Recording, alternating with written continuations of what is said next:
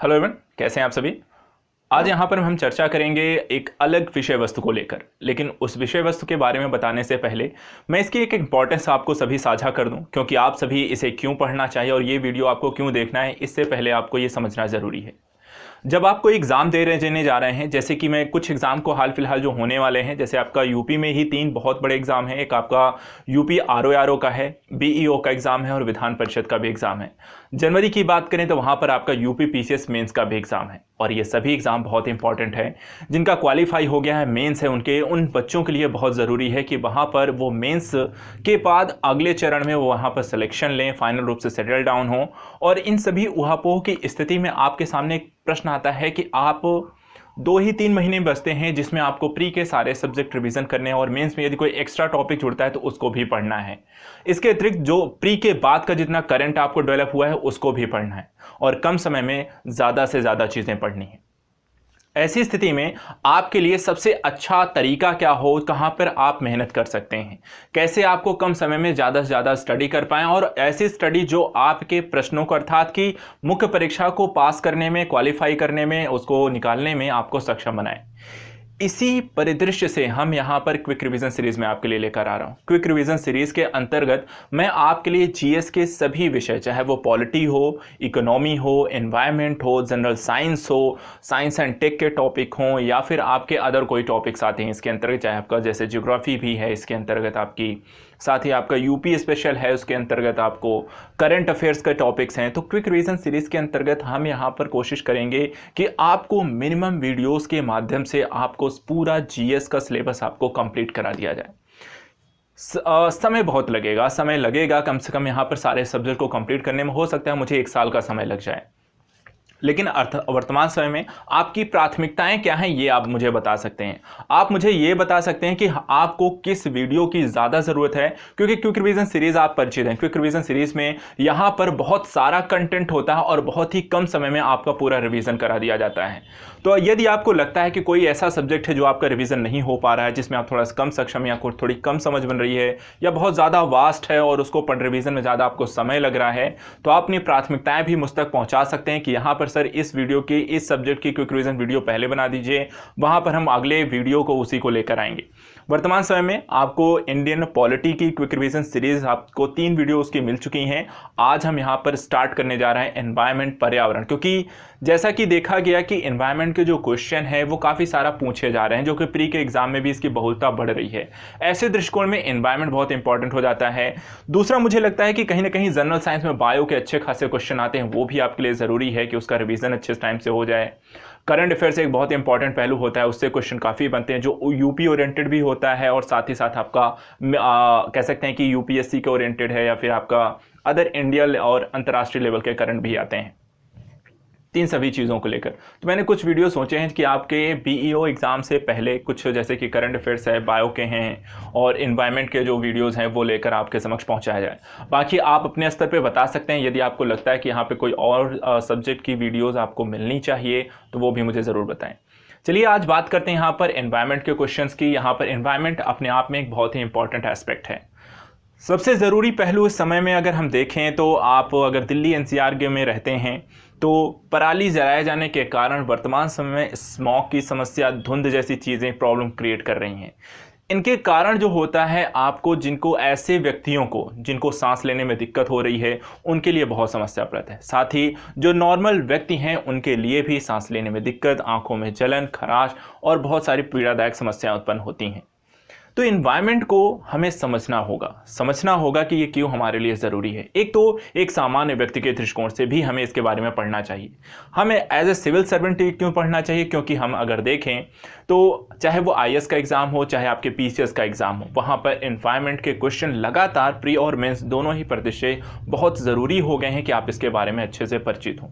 Environment का जो प्रभाव है वो न सिर्फ आपको इकोनॉमिकल पड़ता है बल्कि आपके मानव स्वास्थ्य, साइंटिफिक इशू या पॉलिटिकल एंगल हर चीज़ को प्रभावित कर रहा है। ऐसी स्थिति में एनवायरनमेंट की विषय वस्तु को हम अच्छे से यहाँ पे समझने जा रहे हैं। एक संपूर्ण अर्थव्यवस्था के टॉपिक्स को लेकर यहाँ पर हम इसके डिस्कस करेंगे। तो चलिए बात करते हैं कि पर्यावरण एवं पारिस्थितिकी के बारे में हम यहाँ पर क्या देखेंगे। सबसे पहले एक बेसिक स्ट्रक्चर यहाँ पर देखेंगे, समझेंगे पर्यावरण का क्या मतलब है और साथ ही साथ पर्यावरण के साथ साथ पारिस्थितिकी को भी।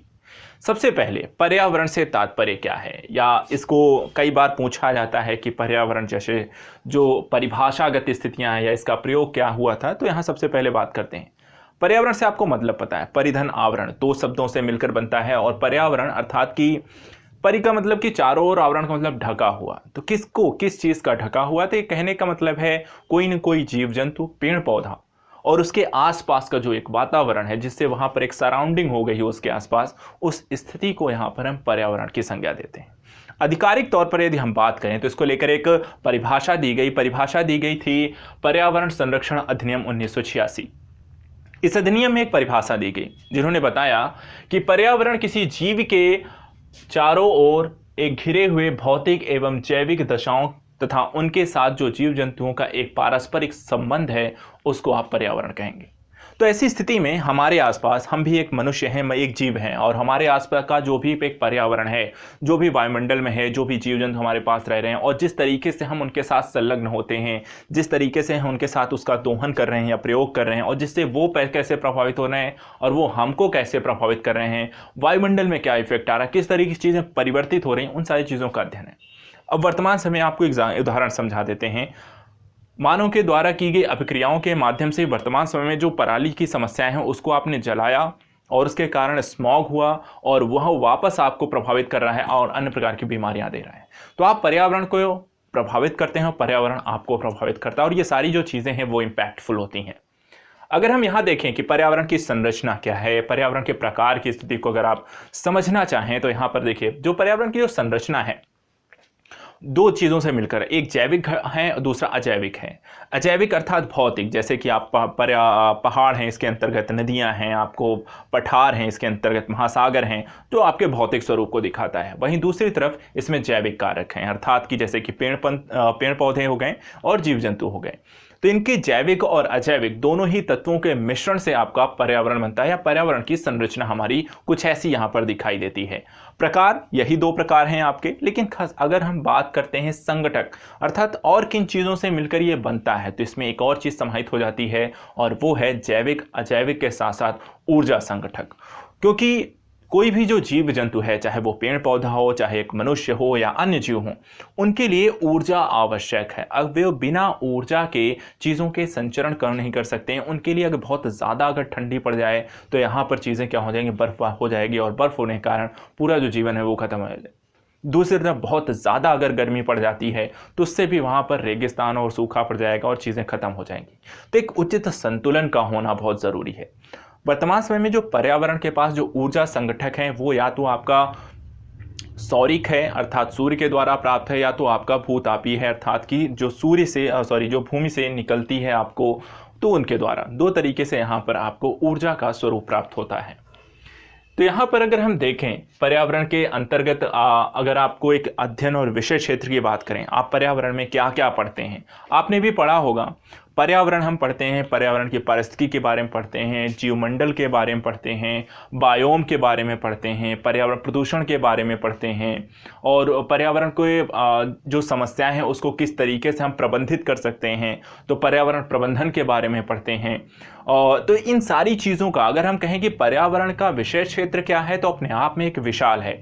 यहाँ पर हम कई सारी चीज़ों का इसमें समावेशन करते हैं। कई बार कुछ ऐसे विषय वस्तु भी इसमें आते हैं जो हमें लगता है कि थोड़ा सा इकोनॉमिकल हो जाते हैं, थोड़ा सा यहाँ पर भौगोलिक हो जाता है, भूगोल के टॉपिक्स पे इसमें समाहित होते हैं, आपदा प्रबंधन की विषय वस्तु सम्मिलित होती है। तो यहाँ पर अगर हम देखें तो पर्यावरण अपने आप में कई सारी चीज़ों को यहाँ पे प्रभावित करता है। विस्तार जो कहें कि एक विस्तार जो क्षेत्र है इसका दिन प्रतिदिन बढ़ता गया है। इसके अतिरिक्त अगर हम बात करें कि मानव और पर्यावरण का संबंध आप कैसे देखते हैं, तो अगर आप मानव एवं पर्यावरण के संबंध की बात करें तो ये वर्तमान समय से आप नहीं देखेंगे। इनको देखिए जब से मानव का प्रादुर्भाव हुआ, आगमन हुआ, उसके बाद से लेकर के वर्तमान की स्थिति का यदि आप अवलोकन करें तो हम इसे चार अलग अलग प्रकारों से देख सकते हैं। सबसे पहला जो संबंध बनता है मानव एवं पर्यावरण का जो संबंध होता है वो वहाँ पर मानव एक आखेटक होता है। अर्थात कि कहने का मतलब कि वो प्रकृति का एक कारक के रूप में कार्य करता है। वो अपनी सिर्फ जीवन यापन के संदर्भ में जो उसकी सिर्फ आवश्यकता है उसके लिए कार्य करता है। वो एक चीज़ को दूसरी तरफ वहाँ पर ट्रांसफ़र करने का कार्य करता है और प्रकृति पर वहाँ पर प्रभाव जो होता है उसका बहुत ज़्यादा नहीं है। वहाँ पर प्रकृति जो होती है ज़्यादा कह सकते हैं कि प्रभावशाली स्थिति रहती है। इस स्थिति को जहाँ पर हम कहते हैं पहला जो चरण है आखेट या भोजन संग्राहक है मनुष्य, यहाँ पर जीवी और भौतिक इसका स्वरूप है और जो प्रभावी स्थिति है वो एक कारक के रूप में है, एक फैक्टर के रूप में है मनुष्य यहाँ पर, इससे ज़्यादा उसका महत्व नहीं है। लेकिन यहाँ पे चीज़ें परिवर्तित होती हैं जब इसके दूसरे चरण में मानव प्रवेश करता है। मानव प्रवेश करता है अपने पशुपालन एवं पशुचारण समय काल में, जहाँ पर वो पशुओं के साथ समायोजन स्थापित कर पाता है, पशुओं को रखना या पालना शुरू करता है और उनके साथ जो होता है रहना और बसना शुरू करता है। ऐसी स्थिति में यहाँ पर एक जो मनुष्य होता है धीरे धीरे एक सामाजिक मनुष्य के रूप में परिवर्तित होता है और ये सामाजिक जो मनुष्य है अब यहाँ पर प्रकृति पर धीरे धीरे रूपांतरण करना शुरू करता है। प्रकृति में थोड़ा सा बदलाव लाने की कोशिश वहाँ से वो प्रारंभ करता है। जो पहले था अब वैसा नहीं था, वहाँ पर चीज़ें अब बदलनी शुरू हो चुकी थीं। लेकिन ये और भी ज़्यादा बदल के आता है जब मानव अपने तीसरे चरण में प्रवेश करता है और प्रवेश करता है जब वो वृक्षारोपण, पौध पालन, कृषि जैसी चीज़ें करना शुरू करता है। क्योंकि इस दौर में आने के बाद वो वनों की कटाई करना शुरू करता है, पशुओं को पालना शुरू करता है, मनुष्य आपस में समागम समूह बनाकर रहना शुरू करते हैं, गांव बसाना शुरू करते हैं और इसके कारण वो प्रकृति पर एक बड़े स्तर पर वहाँ पर परिवर्तन लाता है। ये मनुष्य जो है अपने आप को आर्थिक तौर पर समृद्ध करने की कोशिश करता है, अपने आप को शक्तिशाली बनाने की कोशिश करता है और इसलिए यहाँ पे जो मनुष्य है वो परिवर्तनकर्ता के रूप में हम इसे देखते हैं। अर्थात वो प्रकृति को पूरी तरह से बदलने की क्षमता यहाँ पर रखता है। लेकिन इससे भी ज़्यादा यहाँ तक भी ठीक था, लेकिन जैसे ही मनुष्य एक प्रौद्योगिकी मानव के तौर पर प्रस्तुत होता है, विज्ञान एवं प्रौद्योगिकी का प्रादुर्भाव होता है, औद्योगिकरण की प्रक्रिया प्रारंभ होती है, मनुष्य यहाँ पर प्रकृति के संदर्भ में एक विध्वंसकर्ता के रूप में उत्पन्न होता है, जहां पर वो प्रकृति को नुकसान पहुंचाता है, प्रकृति का जो प्राकृतिक संसाधन है उनका अतिदोहन करना शुरू करता है, जिसके कारण प्रकृति जो होती है उसका वो वापस से कहते हैं कि यदि आप किसी संसाधन का उस मात्रा तक ही प्रयोग करें कि वापस से वो अपने मूल स्वरूप में आ जाए तब तक तो ये ठीक है, लेकिन यदि आप उससे ज़्यादा उसका दोहन करते हैं कि वो अपने वापस से पुनः उस स्वरूप को प्राप्त ना कर सके तो ये स्थिति ना आपके लिए अच्छी है और ना उसके लिए। तो यहाँ पर मनुष्य और हम कह सकते हैं कि जो प्रकृति का जो संबंध था वो कारक से लेकर के यहाँ विध्वंसकर्ता के स्वरूपों तक हम इसे देख सकते हैं। वर्तमान समय की जो स्थिति है मनुष्य यहाँ पर प्रकृति के संदर्भ में एक विध्वंसकर्ता के रूप में है। अब बात करते हैं कि जो पर्यावरण का अब इस स्थिति में आने के बाद अब पर्यावरण और मानव का यहाँ पे प्रभाव कैसा पड़ता हुआ दिखाई देता है, तो आप इसे अलग अलग स्वरूपों में देख सकते हैं। देखिए, पर्यावरण का जो मानव पर या मानव का जो पर्यावरण पर प्रभाव है वो दो स्वरूपों से आप देख सकते हैं। एक ऐसा जो कि प्रत्यक्षता आपको दिखाई देता है और एक ऐसा जो अप्रत्यक्ष है, अर्थात उसके रिजल्ट आने में आपको बहुत ज़्यादा समय लगता है या फिर आपने जो काम किया उसको डायरेक्टली आप पर उसका प्रभाव नहीं पड़ रहा है लेकिन वो घूम फिर कर वापस से आपको इम्पैक्ट कर रही है। इन दोनों ही प्रभावों को देखते हैं। पहला, प्रत्यक्ष प्रभाव के अंतर्गत अगर हम देखें तो मनुष्य ने क्या किया, भूमि अपने उपयोग के संदर्भ में उसमें परिवर्तन किया। जहां वन थे उनको काट दिया, वहां पे उसने कृषि करनी शुरू कर दी। ठीक है, तो वहां पर फसलों का विस्तार किया और आपको पता है जब आप कहीं से कुछ चीज़ों को परिवर्तन करेंगे तो उसका कहीं ना कहीं दुष्प्रभाव भी दिखेगा। इस प्रभाव के बारे में आपको लास्ट में एक एग्जाम्पल दूंगा, लेकिन अभी पहले देख लेते हैं और क्या क्या यहाँ पे प्रभाव पड़ता है। दूसरा यहाँ पर है निर्माण तथा उत्खनन कार्य मनुष्य के द्वारा किए गए, सड़कें बनाई गई, पुल बनाए गए, तटबंध बनाए गए, साथ ही वहाँ पे खनन के कार्य किए गए, खनिज तेलों के शोधन कार्य किए गए। तो बहुत सारे काम वहाँ पे निर्माण एवं उत्खनन कार्य भी मनुष्य के द्वारा किए गए। तीसरा, यहाँ पे मौसम रूपांतरकर्ता कार्यक्रम भी आयोजित किए गए, जिसमें मेघ बीजन का कार्यक्रम, कृत्रिम वर्षा कराने जैसी प्रक्रियाएं भी देखी गई। कुछ नाभिकीय कार्यक्रम प्रारंभ किए गए जो ऊर्जा के संदर्भ से प्रारंभ किए गए, लेकिन आगे चलकर वहां पर हमने देखा कि उसका दुरुपयोग करते हुए अपने पर्यावरण को रेडियो एक्टिविटी की एक स्थिति दी जहां पर मनुष्यों को और अन्य जीवों को नुकसान हो रहा है। परमाणु युद्ध भी उसके कारण हो चुके हैं, तो वहां पर भी आपने स्थितियां देखी हैं। अब इसका एक उदाहरण मैं आपको देता हूं कि पर्यावरण का जो मानव पे प्रभाव है, उसको आप इस रूप में देख सकते हैं कि जब आप निर्वनीकरण करते हैं, अर्थात चलिए आपने खेतों का यहाँ पे विस्तार किया है, लगाने आपने चलिए कहा कि आपने कृषि करनी शुरू की, तो उसने आपने वनों की कटाई की। वनों की कटाई की तो उस क्षेत्र में क्या हुआ, निर्वनीकरण हो गया, वन गायब हो गए। जब निर्वनीकरण होता है तो जो पेड़ होते हैं वो मिट्टी को जकड़ के रखते हैं, लेकिन पेड़ों की कटाई के कारण वहाँ पे क्या हुआ, मृदा का क्षरण होना प्रारंभ होता है। मृदा के क्षरण होने से फिर धीरे धीरे अवनालिकाएं अपरदन होना शुरू हो जाती हैं, मिट्टी जो होती है धीरे धीरे बीच बीच से कटनी चालू हो जाती है। अवनालिका जो अपरदन होती है तो उसके कारण जो मिट्टी होती है वो भी बह के आपको धीरे धीरे वो भी गाद के रूप में बाहर जाने लगती है। और गाद के रूप में जाती कहाँ है, वो मिट्टी जाती है नदियों में। नदियों में जाती है तो वहाँ पे क्या होगा, नदियों के जो जल धारण जो क्षमता होती है वो धीरे धीरे वहाँ पे मिट्टी जमा होने के कारण उसकी कम होती जाती है। और एक टाइम बाद ज़्यादा जो जल होता है वो फिर अपने कह सकते हैं अपनी क्षमता से जब बाहर होगा तो वो क्या करेगा, अपने आसपास क्षेत्र में फैलेगा, तो बाढ़ की स्थितियां आपको जनरेट होना चालू हो जाएंगी। ठीक है, तो वही सारी चीज़ें आपको इसमें देखने को मिलती हैं। नदी के जल धारण में वृद्धि, बाढ़ की आवृत्ति और परिमाण में वृद्धि होगी, और इससे आपके पर्यावरण को भी और साथ ही साथ यहाँ पर पशु और जीव जंतुओं को यहाँ पर जनधन की आपको बहुत बड़ी हानि होगी। आप बाढ़ की स्थितियाँ आप सब परिचित हैं, खासकर बिहार जैसे राज्यों में है, महाराष्ट्र, कई क्षेत्रों में भारत में अच्छी खासी बाढ़ की स्थितियां लगातार और हर वर्ष में देखी जाती हैं। आसाम और बिहार इस साल के एग्जाम्पल्स के तौर पे आप देखे जा सकते हैं। इसके अतिरिक्त ये तो हो गया जहां पर हमने कहा कि किस तरीके से जो प्रत्यक्ष प्रभाव है किस तरीके से आपको प्रभावित करती। आपने रहने के लिए पेड़ों की कटाई की और उसका जो दुष्प्रभाव था वो आपको दिखाई दिया। हम उपाय क्या कर सकते हैं, हमें पता है निर्वनीकरण के कारण प्रारंभ हुआ, तो अर्थात वनों की कटाई से शुरू हुआ है काम, तो हमें वहां पर वृक्षारोपण करके इस प्रक्रिया को हम वहां पर समाप्त भी कर सकते हैं, अर्थात इसे रोक सकते हैं। ये तो यहाँ पर हमने देखे प्रत्यक्ष प्रभावों की इसके साथ साथ यहाँ पर अप्रत्यक्ष प्रभाव भी आपको देखने को मिलते हैं।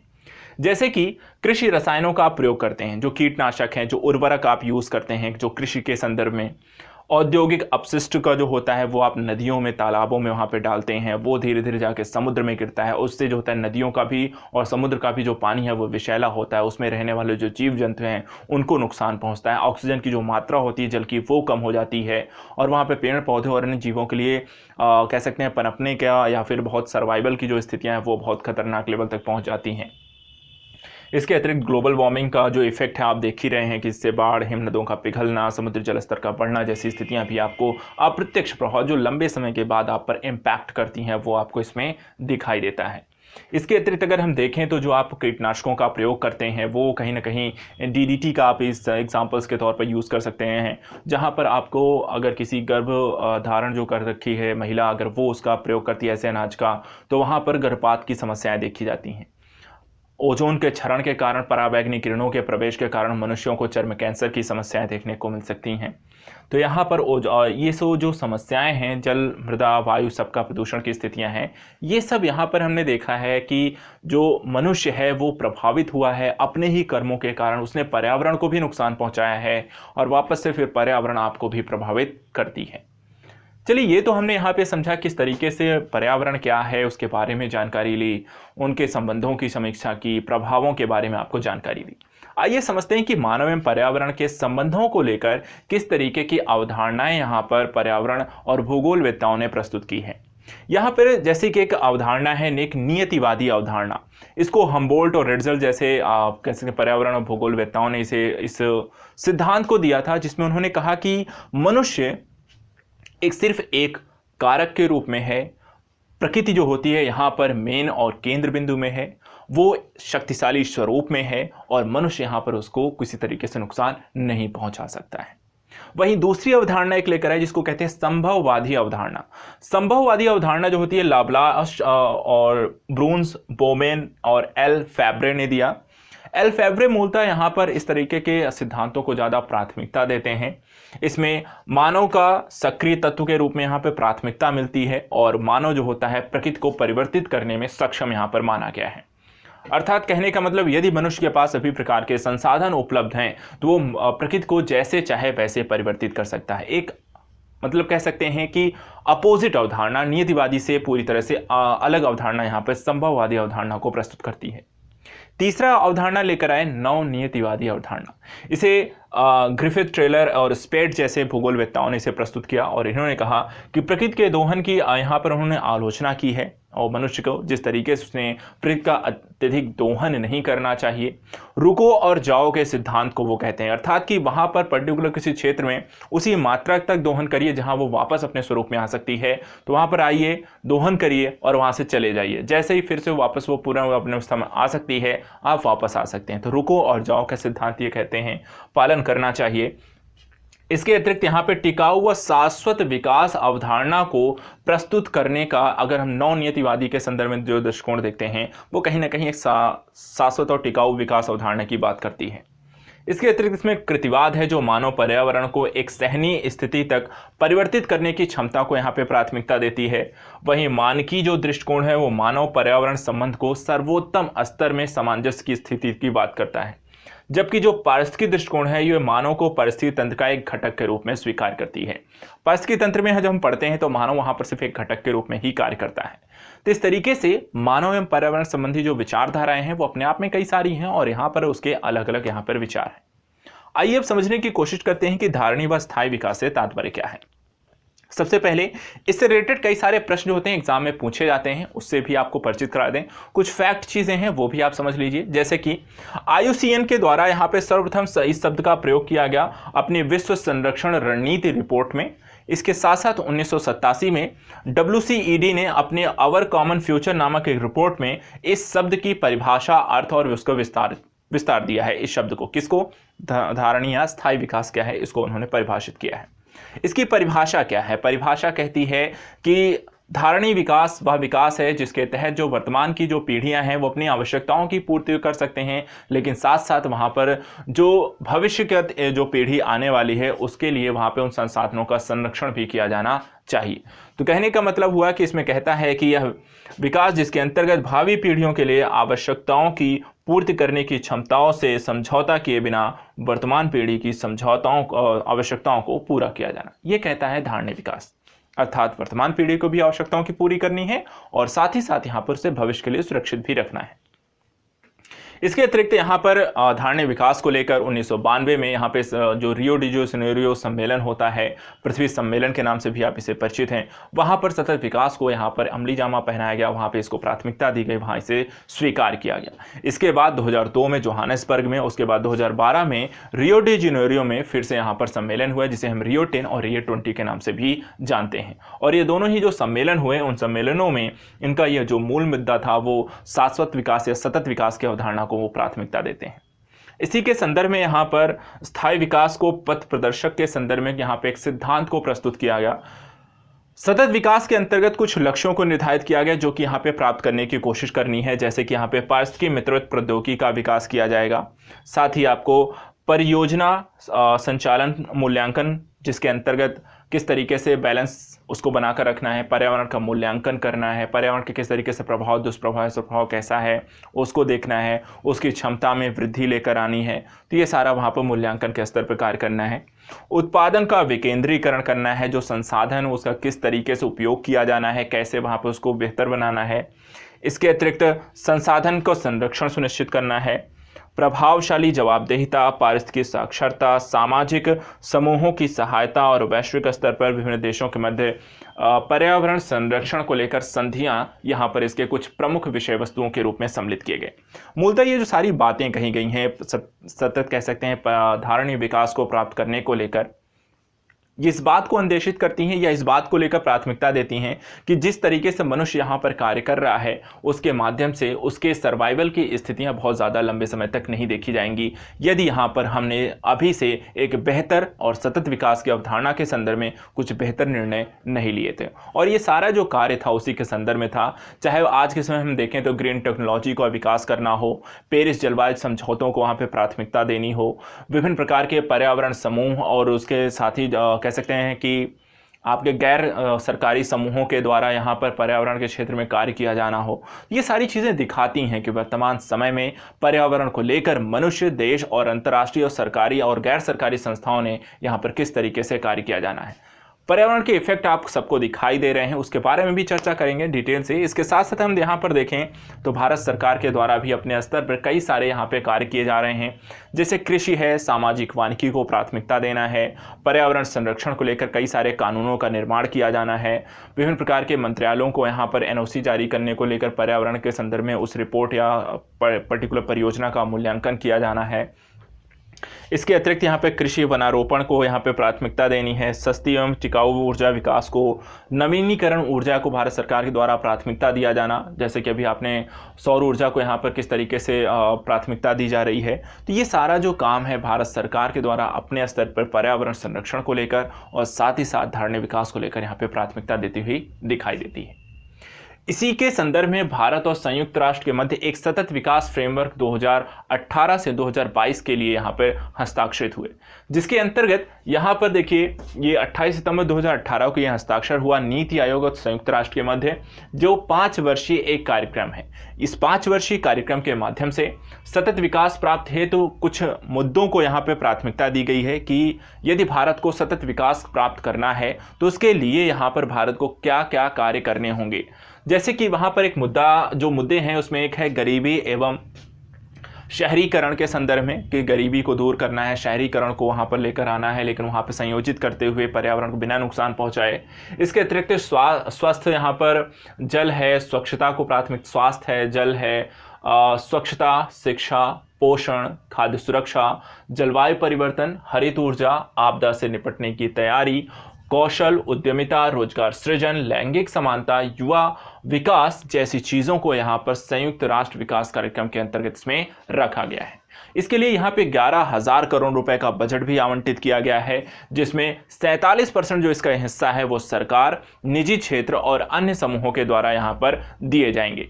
इस तरीके से संयुक्त राष्ट्र सतत विकास कार्यक्रम यहाँ पर कई अलग अलग क्षेत्रों में किस तरीके से कार्य करके हम सतत विकास के लक्ष्यों को प्राप्त कर सकते हैं, उसको लेकर यह समझौता किया गया। तो ये यहाँ पर हमने देखा पर्यावरण को लेकर कुछ महत्वपूर्ण पहलुओं के बारे में बात की। अब मैं यहाँ पर कुछ ऐसे एस्पेक्ट की आपको चर्चा करने जा रहा हूँ जो कि फैक्चुअल है, डाटा है और एग्जाम में काफ़ी सारे इस तरह के क्वेश्चन पूछे जाते हैं। तो परीक्षा की दृष्टि जो महत्वपूर्ण तथ्य एवं घटनाएं हैं उनको यहाँ पर देख लेते हैं। जैसे कि खेती की सर्वाधिक पुरातन प्रणाली कौन सी है, तो वो कौन सी है आपकी झूम कृषि है। कौन सी? झूम कृषि है। दूसरा है मनुष्य की सर्वाधिक कार्यक्षम तापमान 25 डिग्री सेल्सियस तथा आर्द्रता 60 डिग्री होती है, अर्थात किस तापमान पर मनुष्य सबसे अच्छे तरीके से कार्य कर सकता है, तो 25 डिग्री सेल्सियस। और कितनी आर्द्रता होनी चाहिए कि जहां पर मनुष्य सबसे अच्छा परफॉर्म कर सकता है, तो 60% की आर्द्रता वहां पर होनी चाहिए। इसके अतिरिक्त मानव भूगोल के जो जन्मदाता हैं फ्रेडरिक रेडजेल हैं। सर्वप्रथम औद्योगिक क्रांति आप परिचित हैं, इंग्लैंड में हुई थी। मेघ बीजन के लिए जो आपका क्लाउड सीडिंग होती है, कृत्रिम वर्षा होती है, उसके लिए यहां पर ठोस कार्बन डाइऑक्साइड तथा आयोडीन यौगिक का प्रयोग किया जाता है। भूमिगत जल अतिदोहन से सर्वाधिक जो प्रभावित था, ऐसा कौन सा शहर है जो सर्वाधिक भूमिगत जल का इतना ज्यादा दोहन कर लिया गया है कि वहां पर आज पीने के पानी की समस्याएं हैं, तो वो शहर है जहां पे विश्व में सबसे ज्यादा भूमिगत जल का दोहन किया गया है, ब्रुकलिन शहर है। ब्रुकलिन शहर ये आपका यूएसए में पड़ता है। दूसरा क्वेश्चन जिसके बारे में आप परिचित हैं, ओजोन परत के क्षरण के लिए कौन सी गैसें जिम्मेदार है, तो यहां पर क्लोरोफ्लोरोकार्बन, नाइट्रोजन ऑक्साइड, सबसे ज्यादा क्लोरोफ्लोरोकार्बन, दूसरे नंबर पे नाइट्रोजन ऑक्साइड। इसके अतिरिक्त ओजोन परत का क्षरण का सर्वप्रथम पता किसके द्वारा लगाया गया, किसने कहा था या किसके द्वारा यह पता लगाया गया कि ओजोन परत का क्षरण हो रहा है, उनका नाम था जोसेफ फोरमैन के द्वारा। क्या कौन थे? Joseph foreman. इसके अतिरिक्त कुछ घटनाएं हुई हैं, जैसे कि भोपाल है, चेरनोबिल घटनाएं हैं, कई बार इस तरह क्वेश्चन भी पूछते हैं। तो भोपाल गैस त्रासदी जो हुई थी 3 दिसंबर 1984 को, और यहाँ पे जो गैस लीक हुई थी उसका नाम था मिथाइल आइसोसाइनाइड। दूसरी घटना हुई चेरनोबिल परमाणु दुर्घटना 26 अप्रैल 1986 यूक्रेन में। तीसरा यहाँ पर 3 माइल आइलैंड दुर्घटना 28 मार्च 1779 को, परमाणु ऊर्जा संयंत्र की दुर्घटना जो कि यूएसए में हुई थी। इसके अतिरिक्त धारणीय विकास को लेकर यहाँ पे कुछ तथ्यात्मक जानकारी है, जैसे कि धारणीय या स्थायी विकास अवधारणा के जो प्रतिपादक हैं वो कौन थे, इस तरह क्वेश्चन भी आपको पूछा गया है। खासकर यूपीएससी ने भी ये क्वेश्चन अभी हाल ही में आपका जो प्री का पेपर हुआ वहां पर सतत विकास धारणा को लेकर यहाँ पे क्वेश्चन पूछा गया था। धारणीय विकास का जो यहाँ पर स्थायी या धारणीय विकास की जो अवधारणा यहाँ पे प्रस्तुत करने का जो श्रेय है ब्रटलैंड को जाता है। ब्रटलैंड कमेटी या रिपोर्ट्स भी हम इसके बारे में पढ़ते हैं। 1987 में ये प्रस्तुत की गई। धारणीय विकास के 5 मुख्य क्षेत्र कौन से हैं? धारणीय विकास को लेकर 5 मुख्य क्षेत्र हैं आपके: जल, ऊर्जा, स्वास्थ्य, कृषि और जैव विविधता। इसको ध्यान रखिएगा, 5 प्रमुख जो क्षेत्र हैं वो हैं जल, ऊर्जा, स्वास्थ्य, कृषि और जैव विविधता। भारत में धारणीय विकास के दृष्टिकोण से विद्युत उत्पादन के सबसे अच्छे स्रोत कौन से हैं? सर्वाधिक अच्छे स्रोत कौन से हैं? तो ये क्रमशः सबसे अच्छा भारत के लिए सौर ऊर्जा, दूसरा पवन ऊर्जा और तीसरा जल विद्युत ऊर्जा। भारत में यहाँ पे नवीकरणीय ऊर्जा के तौर पर उसकी ऊर्जा आवश्यकताओं को पूर्ति करने के दृष्टिकोण से उचित है और उपयोगी भी। इसके अतिरिक्त धारणीय विकास प्राकृतिक संसाधनों के उपभोग के संदर्भ में अंतर पीढ़ीगत संवेदनशीलता की बात करता है। तो धारणीय विकास मूलतः क्या है? 2 अलग अलग पीढ़ियों के लिए वहां पर बात कर रहा है और उसके संदर्भ में किस तरह के संसाधन के उपभोग की, प्राकृतिक जो संसाधन है उसी का वर्तमान पीढ़ी की आवश्यकताओं की पूर्ति के लिए और भविष्य की पीढ़ी की आवश्यकताओं के लिए प्राकृतिक संसाधनों का वहां पर हमें समझदारी से उपयोग करने की बात करता है। भारत में गैर परंपरागत ऊर्जा विभाग की स्थापना कब हुई? 1982 में हुई है। इसी तरीके से राष्ट्रीय पर्यावरण अभियांत्रिकी शोध संस्थान कहां है? नागपुर में। कहां है? नागपुर में। इसके अतिरिक्त पर्यावरण सुरक्षा अधिनियम को और किस नाम से जाना जाता है? छाता विधान। ठीक है, छाता विधान के नाम से हम पर्यावरण सुरक्षा अधिनियम को जानते हैं। और एक और फैक्ट है कि भारतीय नवीकरणीय ऊर्जा विकास अधिकरण की स्थापना कब हुई? 1987 में। ठीक है, तो ये सारे जो फैक्ट इनको ध्यान रखना है। भारतीय नवीकरणीय ऊर्जा विकास अधिकरण की स्थापना 1987 में हुई।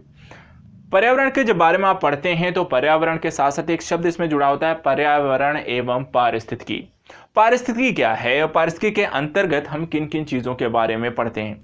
पारिस्थितिकी से कई सारे क्वेश्चन आपको पिछले कई सालों के एग्जाम में लगातार पूछे गए हैं और ये बहुत ही इंपॉर्टेंट एस्पेक्ट है आपके एग्जाम से। तो पारिस्थितिकी का यहाँ पर देखिए, सर्वप्रथम इकोलॉजी जो शब्द का जो प्रयोग किया था ये अर्नेस्ट हेकल के द्वारा 1866 में किया गया था।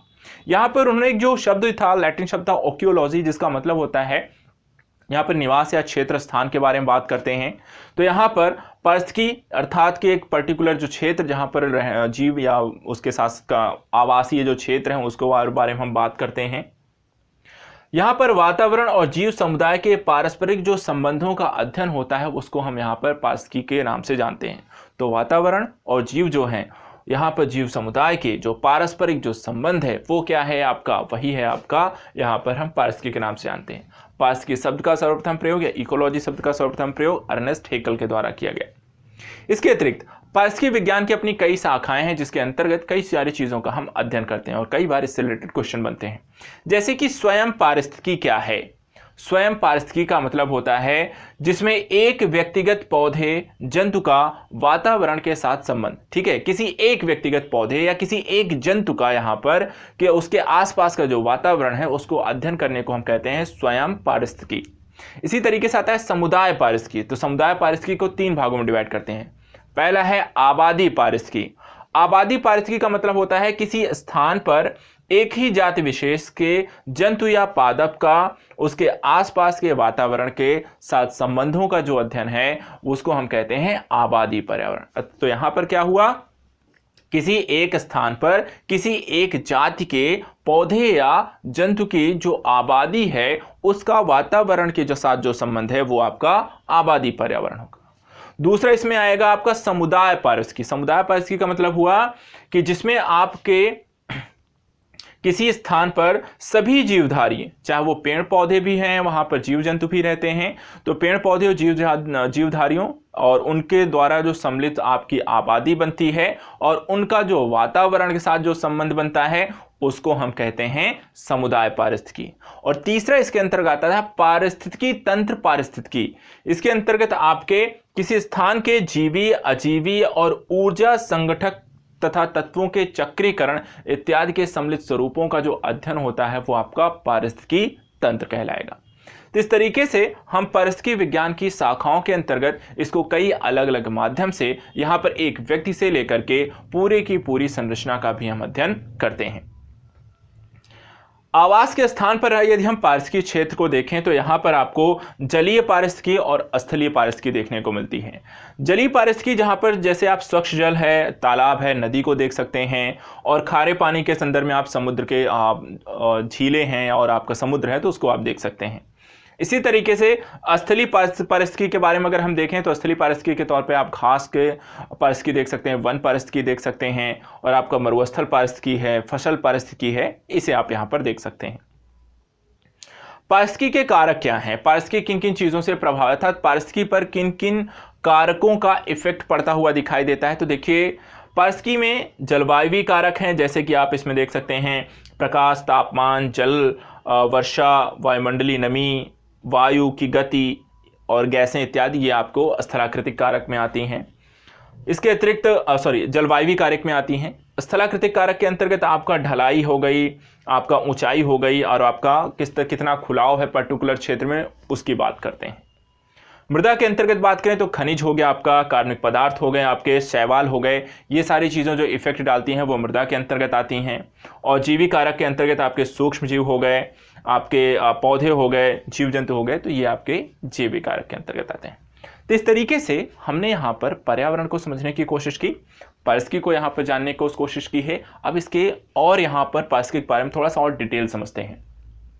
तो यहाँ पर हमने देखा कि पारिस्थितिकी को प्रभावित करने वाले जो ये कारक हैं, इनसे कई सारे क्वेश्चन पिछले कई सारे एग्जाम में आपको पूछे गए, इसलिए यहाँ पर मैंने इनके बारे में थोड़ी सी डिटेल नॉलेज आपको देने की कोशिश की है, क्योंकि यहाँ से यदि आपका कोई भी क्वेश्चन आता है तो आपको यहाँ पे गलत नहीं करना है। देखिए, क्विक रिवीजन सीरीज का मतलब ही यही था कि मैं यहाँ पर आपको कम कंटेंट, जो भी कंटेंट है वो कम वीडियो में दूं, लेकिन यहाँ पर इतना भी कम ना हो कि आपको अगर एग्जाम में क्वेश्चन आए तो आप वहाँ पर उसका आंसर ना देने पाए।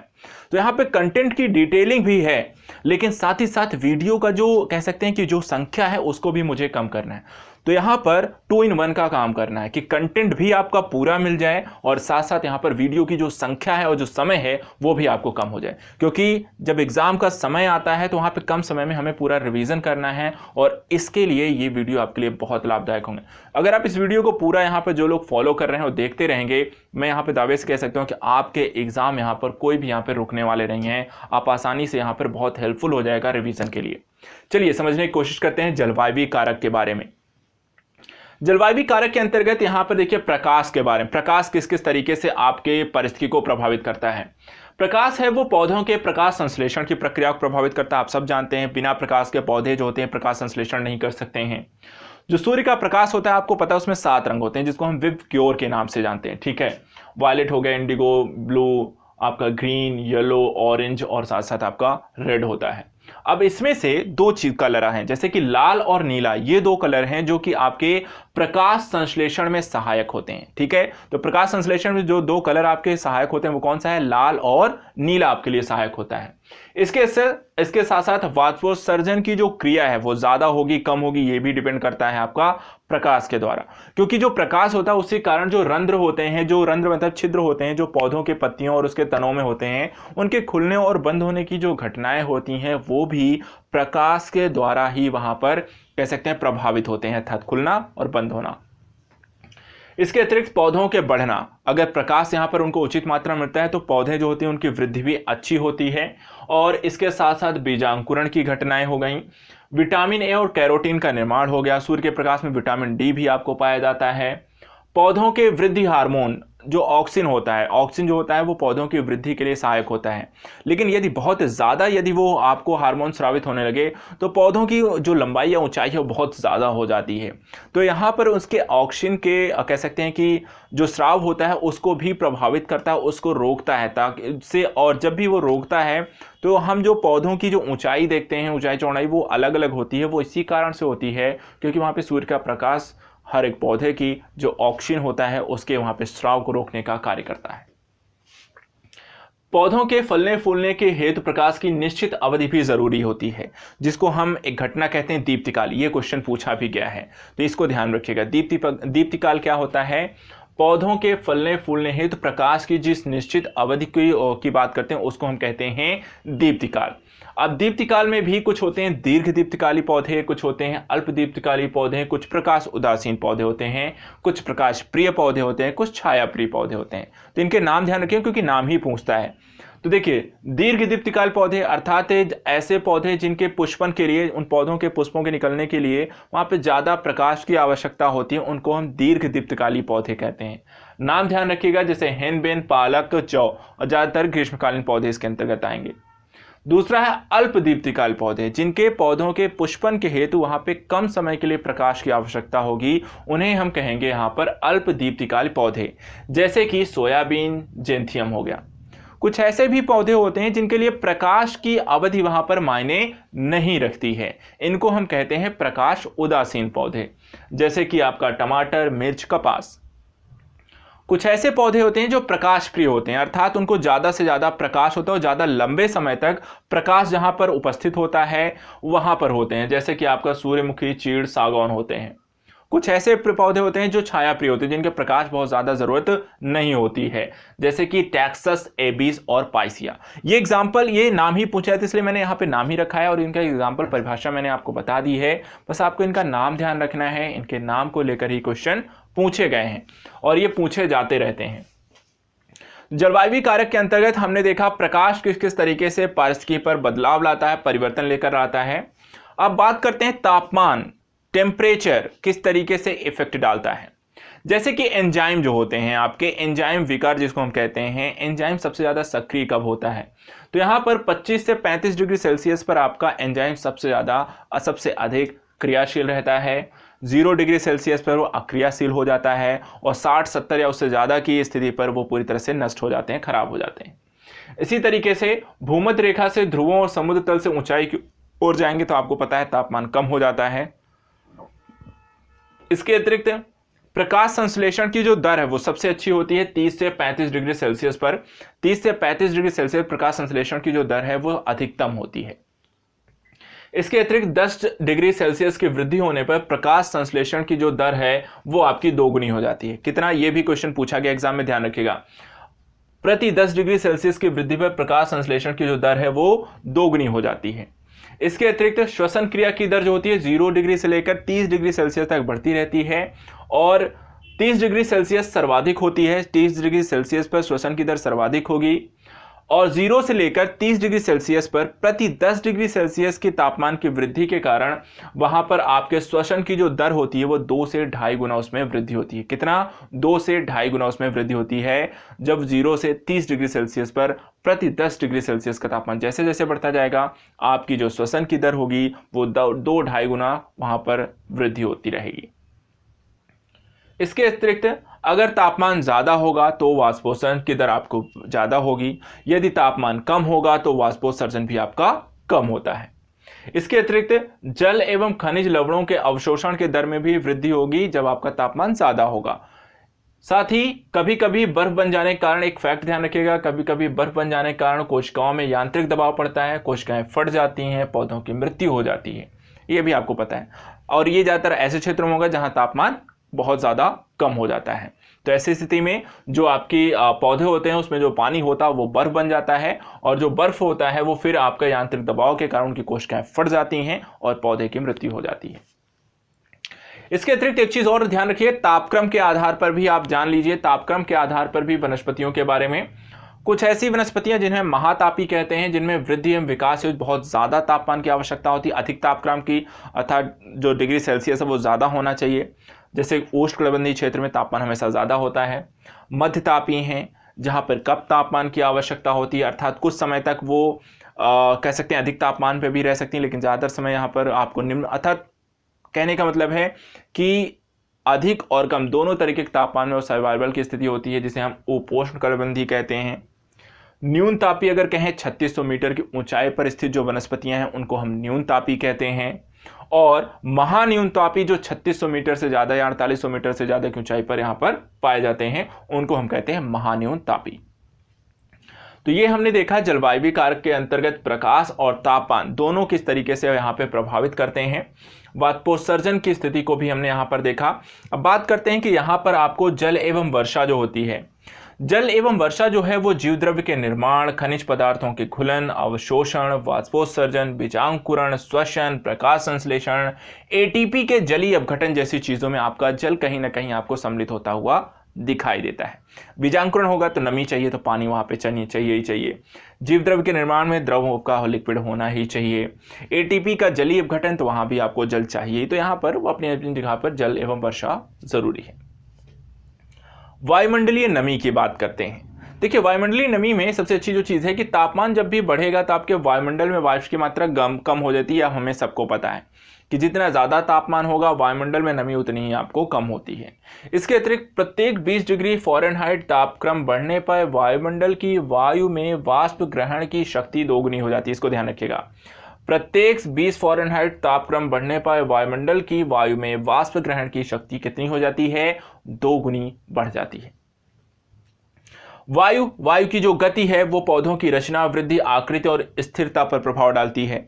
इसी तरह जो वायुमंडल की गैसें हैं इसमें सर्वाधिक आपका नाइट्रोजन है 78%, ऑक्सीजन है 21%, ऑर्गन है 0.93%, कार्बन डाइऑक्साइड है, जलवाष्प है, नियॉन है, हीलियम है, मीथेन है। इसके अतिरिक्त इन गैसों का इंपॉर्टेंस क्या है वो हमें जानना जरूरी है। जैसे कि अगर हम देखें यहाँ पर कार्बन डाइऑक्साइड, नाइट्रोजन और ऑक्सीजन ये जलवाष्प चक्रीकरण के लिए जरूरी हैं। जलवाष्प के चक्रीकरण के तीनों आवश्यक हैं। ऑक्सीजन श्वसन के लिए हमारे लिए ज़रूरी है। कार्बन डाइऑक्साइड प्रकाश संश्लेषण के लिए ज़रूरी है। नाइट्रोजन प्रोटीन संश्लेषण और न्यूक्लिक अम्लों के निर्माण के लिए ज़रूरी है। तो कई बार ये क्वेश्चन आपको पूछ ले जाते हैं किनका कहाँ कैसे उपयोग होता है। तो इन गैसों के बारे में ये जानकारी हमने देख ली यहाँ पर। तो जलवायु कारक के अंतर्गत आपने प्रकाश के बारे में जानकारी ली, किस तरीके से प्रभावित कर रहा है। तापमान को हमने देख लिया, वाष्पोत्सर्जन देखा, जल वर्षा को देखा, वायुमंडल नमी को देखा, गैसों के बारे में देखा, गतियों के बारे में जानकारी ली। अब यहाँ पर चलिए कोशिश करते हैं जलवायु के बाद स्थलाकृतिक कारक किस तरीके से पारिस्थितिकी को प्रभावित करते हैं। देखिए, स्थलाकृतिक में स्थान की ऊंचाई है। ऊंचाई में अगर पहाड़ों पर अगर आप देखें आप जैसे जैसे पहाड़ों पर ऊपर ऊंचाई की ओर जाएंगे, प्रति 1000 मीटर की ऊंचाई पर यहाँ पर अगर हम देखें तो तापक्रम जो होता है 6 से 7 डिग्री सेल्सियस का, उसमें आपको गिरावट देखने को मिलेगा। तथा तापक्रम और वर्षा जो होती है संयुक्त रूप से इस क्षेत्र की वनस्पतियों को प्रभावित करेंगे। कितना तापमान है, वर्षा कितनी हो रही है, उसी के आधार पर उस पर्टिकुलर क्षेत्रों में हम वहाँ पर पेड़ पौधों की संरचना और उसकी प्रकृति वनस्पति को और उसकी सघनता इत्यादि को हम देख सकते हैं। दूसरी जो होती है भूमि का जो ढलान है, यदि मान लेते हैं कोई भूमि है जो ढलान है, एक दक्षिणी ढलान है, उत्तरी ढलान है, तो दक्षिणी ढलान में क्योंकि दक्षिण पश्चिम मानसून भी हमारी तरफ से आता है, तो वहाँ पर अगर हम देखेंगे तो वहाँ पर ज़्यादा सघन और अच्छी जो वनस्पतियाँ हैं अधिक हैं, वो आपको समुद्भिद जो पौधे हैं वो आपको दक्षिणी ढलान पर देखने को मिलेगा। जबकि उत्तरी जो ढलान है वो आपका मरुस्थली, बंजर और कम सघन और मरुद्भिद वनस्पतियां आपको उत्तरी ढलानों में देखने को मिल रही हैं। इसका एक ही रीज़न है कि आपका जो मानसून है वो दक्षिण क्षेत्रों से होकर प्रवेश करता है और इसलिए वहां पर ऐसा देखने को मिलता है। इसके अतिरिक्त जो खुलाव की स्थिति है, अगर बहुत ज़्यादा खुला क्षेत्र होगा तो वहाँ पे ज़्यादा प्रकाश की आवश्यकता होगी, ज़्यादा वहाँ पर अच्छी वायु मिलेगी, अच्छी वर्षा वहाँ पे होगी और इस तरह के वहाँ पे कारण वहाँ पर आपको सघन वनस्पति क्षेत्र आपको ऐसी जगहों पर देखने को मिल सकते हैं। स्थलाकृतिक कारक के बाद आपको चर्चा हम यहाँ पे करेंगे मृदीय कारक की। मृदीय कारक में सबसे पहली चीज़ कि मृदा का सबसे जो ऊपरी भाग है जो निर्माण और इसको मिट्टी कहते हैं। मृदा का पृथ्वी का जो सबसे ऊपरी जो भाग है इसी को हम मृदा कहते हैं। इसका निर्माण आपको पता होगा, जो चट्टानें हैं उसके अपर्दन और अपक्षय के कारण यहाँ पर होता है। और इसके साथ साथ यहाँ पर इस मिट्टी में कई जगहों पर क्षेत्रों में ह्यूमस पाई जाती है। ह्यूमस क्या है, तो पेड़ पौधों की जो पत्तियाँ हैं या उसके जो तने हैं जो उनके कट के आपको मिट्टी पे गिर के वो काफ़ी समय तक सड़ने के बाद जो बनता है उसको हम ह्यूमस कहते हैं। पारिस्थितिकी आधार पर यदि हम मृदा के प्रकारों की चर्चा करें तो यहाँ पर आप देख सकते हैं कि कुछ अवशिष्ट हैं जो कि मिट्टी के बनने के स्थान पर ही आपको बने रहते हैं, तो अवशिष्ट मिट्टियाँ होती हैं। कुछ आपको देखी जाती है जो वाहित मिट्टियाँ होती हैं जो एक स्थान से दूसरे स्थान ट्रैवल करती हैं, ट्रांसपोर्ट मिट्टी होती है। दूसरा होता है जो जलोढ़ मिट्टी होती है जो जल के साथ बहकर एक स्थान से दूसरे स्थान को ओर जाती है। इसी तरीके से इसमें वातोड़ मिट्टी होती है जो वायु के द्वारा उड़ाकर एक स्थान से दूसरे स्थान लेकर जाया जाता है। और साथ ही साथ अगर हम देखें तो ये जो मिट्टी के जो प्रकार हैं वो मृदीय कारक हैं जो आपको अवशिष्ट, वाहित, जलोढ़, वातोड़ के तौर पर आप देख सकते हैं। इसके अतिरिक्त मृदा परिच्छेदिका के बारे में जान लीजिए। मृदा परिच्छेदिका अर्थात कोई भी जो मिट्टी है, मिट्टी की संरचना है, अगर हम उसको अगर काट दें अगर बीज से, तो वहाँ पर अगर हम देखें तो उसके कुछ संस्तर पाए जाएंगे, अर्थात मिट्टी के अलग अलग कलर की स्थितियाँ और पट्टियाँ आपको देखने को मिलती हैं, इसी को बोला जाता है संस्तर। तो यहाँ पर अगर हम देखें तो एक मृदा का जो संस्तर है, संस्तर ए जो है उसके बारे में ध्यान रखिएगा, ये सबसे ऊपरी पार्ट होता है, सबसे ऊपर जो पार्ट होता है उसे हम संस्तर मिट्टी का ए संस्तर कहते हैं। ये शीर्ष भाग होता है, सबसे ज़्यादा उपजाऊ होता है। यहाँ पर ह्यूमस भी यहाँ पर इस क्षेत्र में अधिक होता है, क्योंकि मिट्टी ह्यूमस क्या है, जो पेड़ पौधों की पत्तियां हैं वही गिर रही हैं, तो वो कहाँ गिरेंगी, आपके ऊपरी परत पर ही तो रहेंगी, तो ह्यूमस अधिक होगा। और इनका जो कलर होता है वो आपको कत्थई कलर का होता है, गाढ़ा कलर होता है यहाँ पर। साथ ही यहाँ पर इनकी जो औसतन मोटाई की बात करें तो 10 फीट इनको दिया गया है, और जो पेड़ पौधों की के लिए वो 4 फीट को यहाँ पर स्थिति बताई गई है। साथ ही यहाँ पर मिट्टी प्रायः इसकी जो बलुई होती है, और दूसरा इसको हमने 5 उप स्तर में डिवाइड कर रखा है। ए को 5 अलग अलग उप संस्तरों में डिवाइड किया गया है, जो कि आपको बहुत ज़्यादा इसमें जाने की जरूरत नहीं है। संस्तर ए के बाद आता है संस्तर बी। संस्तर बी के बारे में आप ध्यान रखिए, अधो मृदा है, पूरी तरीके से मिट्टी उतनी अच्छी नहीं होती है, हल्के कत्थई रंग का होता है, चिकनी मिट्टी होती है, ह्यूमस कम होती है, जल भंडार का अच्छा कार्य करती है, और ये 3 संस्तरों में डिवाइड होती है, B1 B2 B3। इसके बाद आता है संस्तर सी। संस्तर सी में अगर हम देखें तो कैल्शियम कार्बोनेट, कैल्शियम सल्फेट की मात्रा इसमें बहुत ज़्यादा होती है, और यहाँ पर लंबी जड़ों वाले पौधे यहाँ तक पहुँच पाते हैं, संस्तर सी तक। इसके बाद आता है संस्तर डी आता है। संस्तर डी अगर देखें तो चट्टानों की जो तहे हैं या बड़े बड़े जो आपके पत्थर हैं वो वहाँ पर आपको इस संस्तर में देखे जाएंगे। जैविक क्रियाएं नहीं होती हैं, ना ही यहाँ पे कोई पौधों की जड़ें पहुँचती हैं। तो इस तरीके से हमने यहाँ पर मृदीय कारक को यहाँ पर पढ़ा। मृदीय कारकों में आपको यहाँ पर हमने देखा कि मृदा के संस्तर, उसकी मोटाई, कारक, इन सारी चीज़ों की पहचान की। अब आइए पढ़ते हैं यहाँ पर कि मृदा का संगठन कैसे हुआ है और इनकी क्या भूमिका होती है, किस तरीके से मृदा के संदर्भ में ये इंपॉर्टेंस अपनी कैसे रखते हैं। इसमें से कुछ क्वेश्चन हैं जो कि आपके एग्जाम में पूछे गए हैं, इसलिए मैंने यहाँ पे थोड़ी सी जानकारी इसके संदर्भ में दी है। काफ़ी सारी चीज़ें हैं जो कि अलग अलग एग्जामों में कुछ साइंटिफिक तरीके से, कुछ पर्यावरण दृष्टिकोण से, कुछ एग्रीकल्चर दृष्टिकोण से आपके क्वेश्चन पूछे जाते हैं। जैसे कि आपके मृदा के संगठन की अगर हम बात करें तो ये किस तरीके से, किन किन चीज़ों से मिलकर बनी है, मृदा किन किन चीज़ों से मिलकर बनी है, क्या आपको ये पता है? शायद नहीं और शायद हाँ। अगर नहीं पता है तो चलिए पता करते हैं। देखिए, इसमें होता है ह्यूमस या कार्बनिक पदार्थ 5 से 10% मिट्टी में, साथ ही खनिज पदार्थ 40 से 45%, मृदा जल जो होता है यहाँ पर आपको 25%, मृदा वायु 25%, साथ ही मृदा जीव और मृदा अभिक्रियाएं, ये सब सम्मिलित स्वरूप से यहाँ पे आपके मृदा के संगठन का कार्य करती हैं। अब इनके बारे में थोड़ा सी जानकारी ले लेते हैं क्योंकि यहाँ पर ये जरूरी भी है। जैसे कार्बनिक पदार्थ हैं, ये कललीय पदार्थ कोलाइड सेल्यूलर के रूप में पाए जाते हैं और ये उष्णकटिबंधीय क्षेत्रों में अधिक पाए जाते हैं। इसमें आपकी जो मिट्टी है वो पीट मृदा है, जो लगभग 100% के संदर्भ में हम इसे देख सकते हैं। कार्बनिक पदार्थ में ह्यूमस, यहाँ पर जो कि कार्बनिक पदार्थ ह्यूमस की मात्रा अच्छी खासी है। ह्यूमस में वृद्धि हार्मोन एंडोल एसिटिक एसिड पाया जाता है, इसको ध्यान रखिएगा। ह्यूमस में कौन सा यहाँ पर हार्मोन पाया जाता है? एंडोल एसिटिक एसिड नामक एक हार्मोन पाया जाता है, इसको ध्यान रखना है, जिसका निर्माण मृदा में पाए जाने वाले जीवाणुओं के द्वारा होता है। और इसका जो पीएच होता है, कार्बनिक पदार्थ का जो पीएच होता है वो क्या होता है? अम्लीय होता है। तो कार्बनिक पदार्थ के बाद आता है खनिज पदार्थ। खनिज पदार्थ अर्थात खनिज की मात्रा यहाँ पे होगी। कौन कौन से खनिज है? जैसे कि इसमें आती हैं दीर्घ मात्रिक तत्व आएंगे। दीर्घ मात्रिक तत्व में है आपका कार्बन, हाइड्रोजन, ऑक्सीजन, और ये कैल्शियम के साथ मिलकर के ये आपकी कोशिका भित्ति एवं प्लाज्मा झिल्ली का निर्माण क्या करते हैं। ये क्वेश्चन आपके साइंस में पूछा जाता है, लेकिन पूछा जाता है, इसको ध्यान रखना है। प्लाज्मा झिल्ली और कोशिका भित्ति का निर्माण यहाँ पर कौन कौन सी गैसों या खनिज तत्वों के सम्मिश्रण से बनता है? तो CHO के सम्मिश्रण से बनता है। इसके अतिरिक्त NPS अर्थात नाइट्रोजन, फास्फोरस, सल्फर मिक्स करके यहाँ पर अमीनो अम्ल, प्रोटीन और न्यूक्लिक अम्ल का निर्माण करते हैं। साथ ही साथ आपके जीव द्रव्य के निर्माण में भी इनकी महती भूमिका है।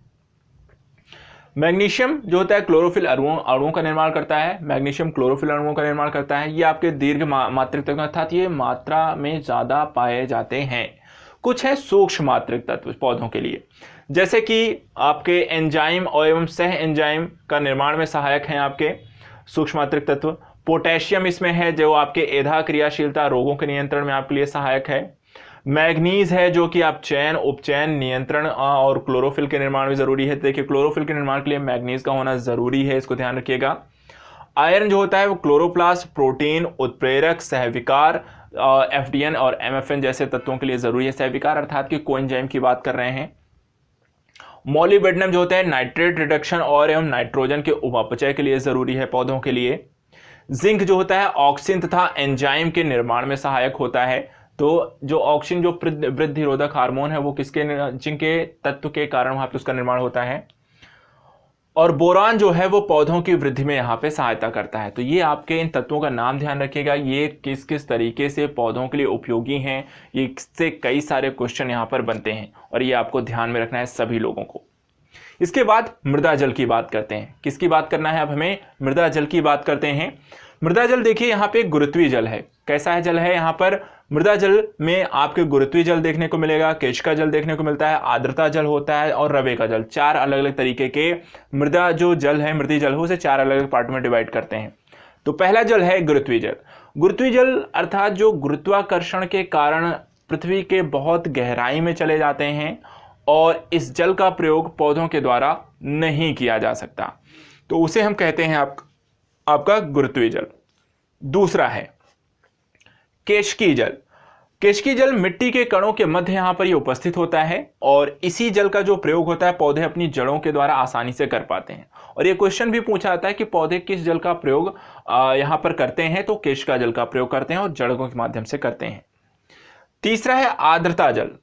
आर्द्रता जल अर्थात मिट्टी के कणों के आसपास जो जल वाष्प के रूप में वहां पर उपस्थित होता है उसे हम कहते हैं आर्द्रता जल, और इस जल का प्रयोग भी पौधे नहीं कर पाते हैं। और चौथा है रवे का जल, जिसे मिट्टी के कणों में रासायनिक रूप से उपस्थित होता है और इस भी जल का प्रयोग पौधों के द्वारा नहीं किया जा सकता। तो यहाँ पर गुरुत्वीय जल, केशिका जल, आर्द्रता जल और रवे का जल में सिर्फ केशिका जल है जो पौधों के द्वारा प्रयोग किया जाता है। एक और चीज यहाँ पर क्षेत्रीय जल धारिता क्या होती है, अर्थात एक पर्टिकुलर क्षेत्र के में जल धारण क्षमता क्या होती है, इसका पता लगाना है तो आपको वहां पर क्या होना चाहिए, उस क्षेत्र का केशिका जल, रवे का जल और आर्द्र जल के सम्मिलित स्वरूप को ही हम उस क्षेत्र की क्षेत्रीय जल धारिता कहेंगे। तो कभी ये क्वेश्चन पूछा जाए तो ध्यान रखिएगा, क्षेत्रीय जल धारिता में हम तीन चीजों को रखते हैं, आपका केशिका जल, रवे का जल और आर्द्रता जल को रखते हैं, गुरुत्वीय जल को इसमें नहीं रखते हैं। मुरझाना, पेड़ पौधे मुरझा जाते हैं। तो मुरझाना क्या है? जब जल की कमी के कारण पत्तियां मुरझा जाएं तो वो मुरझाने की घटना होती है। मुरझाने दो तरीके से हो सकता है, एक स्थायी रूप से, एक अस्थायी रूप से। स्थायी रूप से कहने का मतलब हो गया कि यदि मान लीजिए कोई पौधा एक बार अगर मुरझा जाता है तो वापस से वो अपने मूल स्वरूप में ना आ पाए, उसे हम कहते हैं स्थायी रूप से मुरझा गया, पौधा खत्म हो गया। कुछ ऐसे पौधे होते हैं जो अस्थायी रूप से मुरझाते हैं। कहने का मतलब है कि सूर्य के प्रकाश में वो सुबह तो मुरझा जाते हैं, लेकिन जैसे ही शाम होती है तो वापस से अपने आसपास की जो पानी होता है उसको वो संग्रहित करके केशिका जल के रूप में उसे प्राप्त करते हैं और वापस से वो ठीक हो जाते हैं। इसको हम अस्थायी मुरझाना कहते हैं। मुरझान गुणांक को लेकर क्वेश्चन पूछा गया, तो इसे ध्यान रखिएगा। पौधे के स्थायी मुरझान के समय मृदा में उपस्थित जल की विशेष मात्रा क्या है? मुरझान गुणांक पौधे के स्थायी मुरझाना, जो पूरी तरह से मुरझा गया हो, के समय मृदा में उपस्थित जल की जो विशेष मात्रा होती है उसी को हम कहते हैं उसका मुरझान गुणांक। इसके बाद हम बात करते हैं मृदा वायु की। मृदा वायु क्या है? जल अवशोषण, जड़ों की वृद्धि, नए मूल रोमों का विकास, जड़ों के श्वसन, जीवाणुओं के श्वसन, बीजों के अंकुरण, अघुलनशील पदार्थों का घुलनशील पदार्थों में परिवर्तन के लिए यहाँ पे मृदा वायु बहुत जरूरी है। अर्थात ऐसी वायु जो मृदा में उपस्थित होती है उसको हम मृदा वायु कहते हैं। और इस वायु का जो प्रयोग होता है किस लिए आवश्यक है, तो वो हमने यहाँ पे देखा कि जल के अवशोषण हेतु, जड़ों के विकास हेतु, नए मूल रोमों के विकास हेतु, पदार्थों के लिए, घुलनशील चीजों के लिए वहां पे वो जरूरी है। इसी तरह मृदा जीव भी होते हैं। मृदा जीव ऐसे जीव जो मृदा में उपस्थित होते हैं, जैसे कि यहाँ पर जीवाणु, कवक, शैवाल, केंचुए, घोंघे, निमेटोड्स और सूक्ष्म जीव इसके अंतर्गत आएंगे। और ये किसके लिए जरूरी है? ये यहाँ पर जो सूक्ष्म जीव होते हैं, मृदा जीव होते हैं, ये किस लिए उपयोगी हैं? तो मृदा के निर्माण के लिए, उसको उपजाऊ बनाने में, ह्यूमस के निर्माण में, पोषक तत्वों के परिसंचरण में, वृद्धि हार्मोन उत्पादन व निर्माण में ये सहायक होते हैं। तो मृदा जीव की यहाँ पे इंपॉर्टेंस आपने देखी कितने इंपॉर्टेंट हैं। केंचुए को आप जानते हैं, मृदा आपको किसान का मित्र की भी संज्ञा दी जाती है इसी कारण से। मृदा अभिक्रिया के बारे में मैं आपको कुछ चीजें बता देना चाहूंगा। मृदा अभिक्रिया क्या है, उसके अम्लीय व क्षारीय प्रकृति पर निर्भर करता है कि मृदा किस तरीके से अभिक्रिया करेगी। वो ये डिपेंड करता है कि मृदा अम्लीय है या क्षारीय है। तो मृदा अम्लीय और क्षारीय का मतलब क्या है ये जान लीजिए। तो यहाँ पर हाइड्रोजन आयनों की यदि अधिकता होगी तो वहां पर मृदा कैसी होगी, अम्लीय मृदा होगी। ठीक है, हाइड्रोजन आयनों की अधिकता अम्लीय मृदा, और पोटेशियम और यहाँ पर सोडियम यदि आयन है तो वहां पर अगर ये दोनों चीजें अगर ज्यादा हैं तो वहां पर कैसा होगा आपका, वो इन ऋणायनों की मात्रा यदि अधिक होगी तो वो क्षारीय मृदा का निर्माण करती हैं। उदासीन मृदा का पीएच मान कितना होता है, 7। उदासीन मृदा का पीएच मान 7 होगा। और साथ ही साथ यहाँ पर यदि अम्लीय मृदा का पीएच मान 7 से कम होगा और क्षारीय मृदा का पीएच मान 7 से अधिक होगा। अम्लीय मृदा का मान पीएच मान 7 से कम और क्षारीय मृदा का मान पीएच मान 7 से ज्यादा होगा, और 7 उदासीन होगा। अब एक क्वेश्चन आता है कि मृदा की वृद्धि के लिए सबसे अच्छा पीएच मान क्या होता है।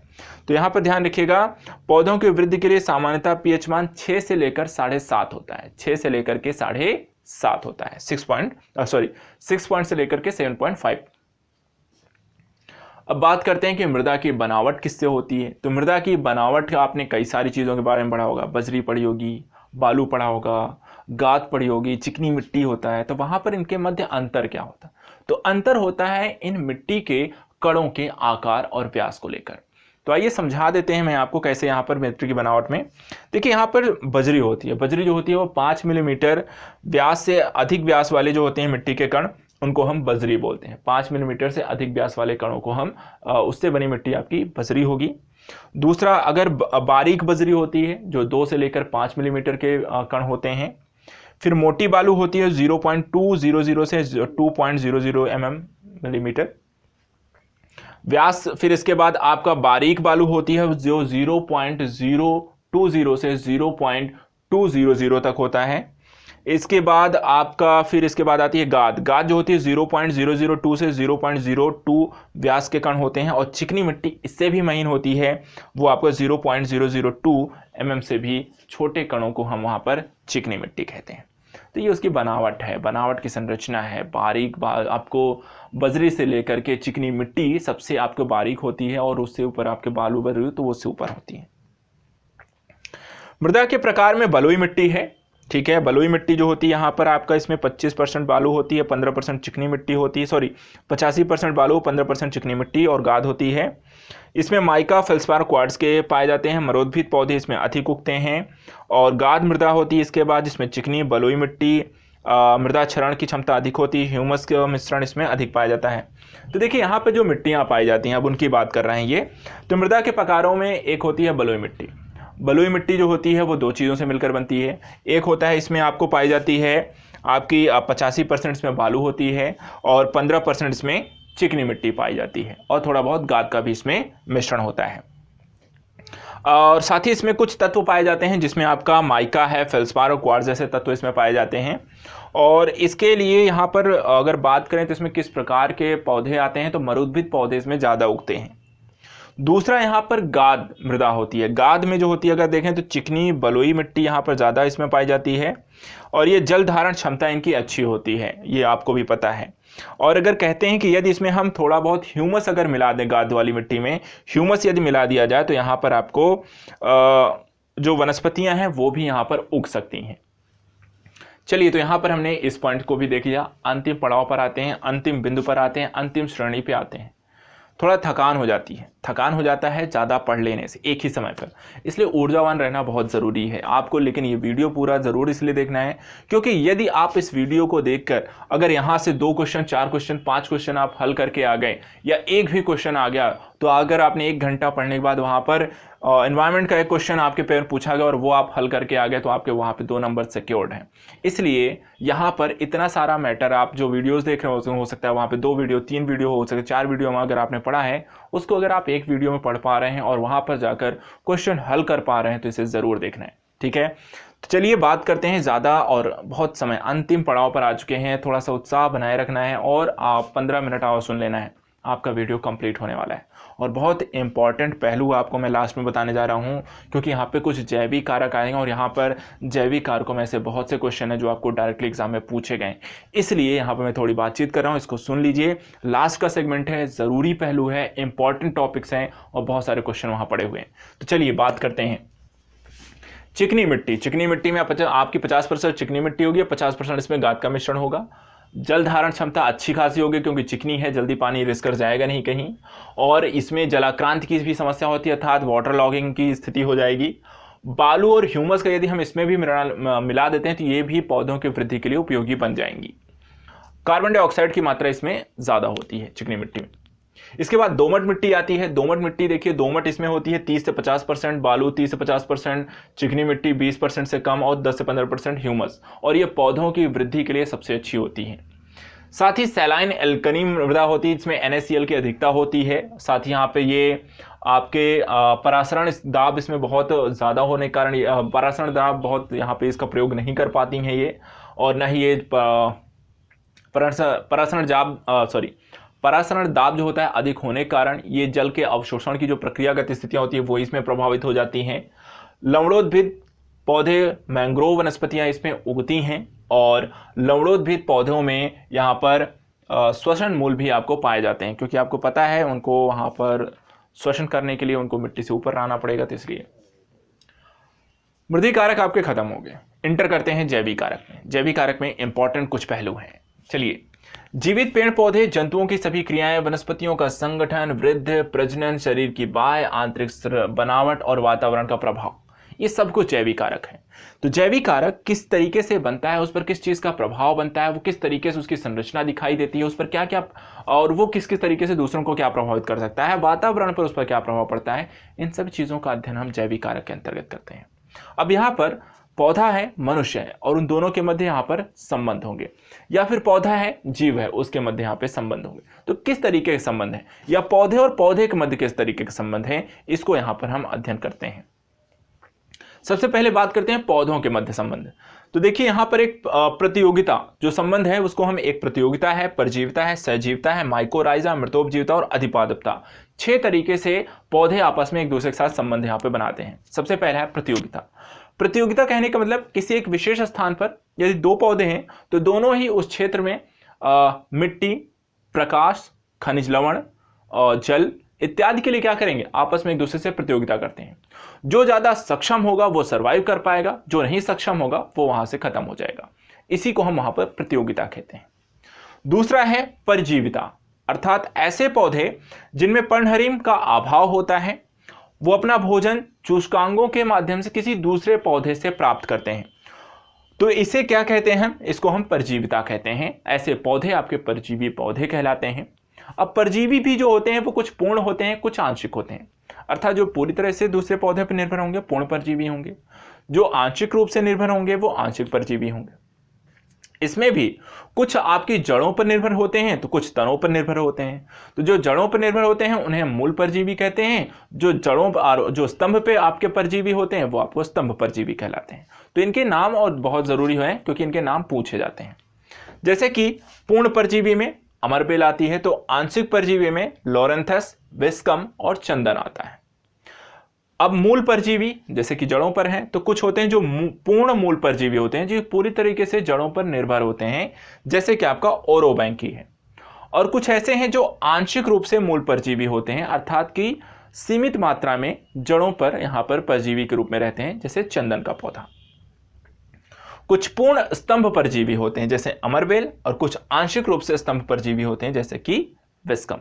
तो परजीविती को लेकर इनके एग्जाम्पल, इनके क्वेश्चन ध्यान रखिएगा, बहुत पूछे जाते हैं और आपको यहाँ पर सभी क्वेश्चन को सही करके आना है। इसके बाद आता है सहजीविता। सहजीविता का मतलब होता है जब 2 पौधे या जीव साथ साथ रहते हैं और एक दूसरे को लाभ पहुंचाने का कार्य करते हैं, इसे हम कहते हैं सहजीविता। सहजीवी जो जीव होते हैं उनको हम सहजीवी कहते हैं, और ये जो गुण है उसको हम सहजीविता कहते हैं। उदाहरण को ध्यान रखिएगा, बहुत पूछा जाता है, जिसमें एक लाइकेन आता है। लाइकेन को शैवाल और कवक के बीच के यहाँ के मध्य की कड़ी भी बोला जाता है। इसके अतिरिक्त लाइकेन और लेगुमिनेसी कुल की जड़ों में यहाँ पर नाइट्रिक कारक कुछ जीवाणु होते हैं जो कि यहाँ पर आपको नाइट्रोजन को नाइट्रेट में बदलने का कार्य करते हैं। अब ये जो जीवाणु होते हैं ये नाइट्रोजन को नाइट्रेट में बदलते हैं, जिस नाइट्रेट को पौधे ग्रहण करते हैं और पौधे फिर उनको उन जीवों को भोजन की वहाँ पे प्राप्ति सुनिश्चित कराते हैं। तो इस तरीके से पौधे और जीव दोनों ही एक दूसरे को प्रभावित कर रहे हैं, दोनों एक दूसरे को लाभ पहुंचाने का कार्य करते हैं। माइकोराइजा कवक है जो कि यहाँ पर किसी पौधे की जड़ के साथ सहजीवन करता है, जैसे कि चीड़ हो गया, आर्किड, लीची, रफलेशिया जैसे पौधों में ये पाए जाते हैं। इसके अतिरिक्त मृतोपजीविता, अर्थात कि पौधे या फिर आपके जो जीव जंतु हैं जो सड़े गले आपके पदार्थों पर उगते हैं और उगने के पश्चात वहां पर अपने भोजन का निर्माण उससे करते हैं, जैसे कि ईस्ट हो गया, म्यूकस हो गया, राइजोपस हो गया, ये मृतक शरीर का अपघटन भी करते हैं और इस तरीके से वो प्रकृति का कह सकते हैं कि वहां पर पर्यावरण को वहां पर स्वच्छ बनाने का भी कार्य करते हैं, प्रकृति के सफाई कर्मी भी हैं। इसके अतिरिक्त एक और है अधिपादपता। अधिपादपता जो है उसे कहते हैं, जैसे कि ऑर्किड जैसे जो पौधे हैं वो वृक्षों की तनों पर उगते हैं और अपने जो होते हैं सूचकांकों के माध्यम से, जो वेलामेंट्स होते हैं उसके माध्यम से वातावरण की नमी को अवशोषित करते हैं और अपना भोजन वो स्वयं बना लेते हैं। तो यहां पर इसे हम कहते हैं अधिपादप, जिसे हम आर्किड के नाम से, अगर क्वेश्चन आए तो ये आपको अधिपादप में लगाना है, जो वहां पर स्थित तो रहते हैं लेकिन अपना भोजन स्वयं बनाते हैं। वनस्पति व जंतुओं के मध्य संबंधों की भी यहाँ पे चर्चा है, जैसे कि यहाँ पर अगर हम देखें कि चरने वाले जो पशु हैं वो वृक्षों की नवीन पत्तियों, टहनियों, शाकी पौधों, घास और बीजांकुरण इत्यादि को वो तोड़कर, खींचकर नष्ट कर देते हैं, तो उनको कह सकते हैं नकारात्मक प्रभाव यहाँ पर ज़्यादा दिखाई देता है। इसके अतिरिक्त परागण की भी परागण करके, अर्थात जो कीट पतंगे होते हैं वो एक पुष्प पे बैठते हैं, तो वहाँ पर उनके जो परागण होते हैं उनकी पतंग पे चिपक जाते हैं, फिर वो दूसरे पे जाते हैं, तो इस तरीके से वो परागण के माध्यम से बीजों को एक स्थान से दूसरे स्थान लेकर पहुँचाते हैं। फलों व बीजों का प्रकीर्णन करके, जो चिड़ियाँ हैं, चमगादड़ हो गए या फिर गाय हो गई या अन्य पशु हो गए, वो उसको खाते हैं, खाने के पश्चात वो एक स्थान से दूसरे स्थान ट्रैवल कर रहे होते हैं और वहाँ पर उसके बीज इत्यादि को फेंक देते हैं या फिर अवशिष्ट पदार्थ के रूप में गिरा देते हैं, तो वहाँ पर फिर वो आगे चलकर फल है, पेड़ है या पुष्प है वो दूसरी जगहों पर उगने का कार्य करते हैं।